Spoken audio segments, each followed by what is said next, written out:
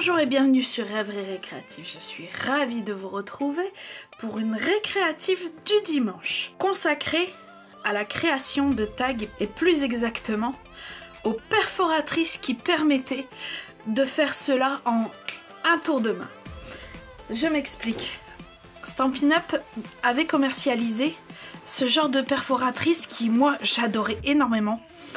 Il suffisait juste d'avoir un morceau qui fasse 5 de large et autant que vous voulez de long pour avoir déjà votre base pour votre tag. On faisait ceci et on a notre tag déjà de près. Malheureusement, ils ont décidé de les enlever du catalogue, ce qui fait qu'il n'est plus possible de les acquérir. Une fois décoré, en fait, ça pouvait donner ce genre de choses que j'adore énormément. Mais ils ont sorti également cette perforatrice, ce trio de perforatrices. C'est une perforatrice où on a trois, formes qu'on peut perforer. C'est celle-ci qui nous intéressera le plus, ainsi que celle-ci. Donc, vous avez compris, celle-ci, en fait, ça remplacera l'interstice du milieu. Donc, on prend une règle, ainsi qu'un critérium. Donc je vais rester sur mes 5 de largeur et prendre la moitié. Donc 2,5. Une fois votre trait fait, on vient ici aller jusque à la butée et ici on a un trait qu'on ne peut pas largement pas louper puisque il va de ici jusqu'en bas.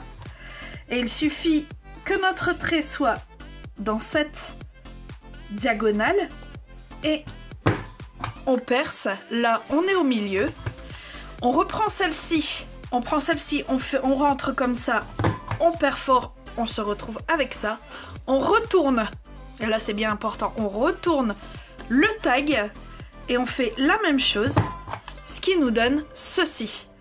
Et ça peut donner ce genre de choses. Donc on a exactement le même qu'avec notre autre perforatrice, il n'y a que le haut qui change. Mais avec cette perforatrice ici, on a deux autres modèles. Donc celui-ci et celui-ci. Quand celui-ci on le pose comme ceci, c'est-à-dire que notre interstice est vers notre gauche, on a ce modèle-ci. Si par contre on fait en sorte que notre interstice est en haut, on a un autre modèle. Donc je prends un autre morceau de papier, je perfore, je retourne et je perfore. Ça nous donne un autre modèle de perforatrice et en fait c'est carrément l'inverse. Ce qui peut donner ceci au niveau des tags. Et notre troisième perforatrice, c'est tout simplement en fait, on fait comme ceci.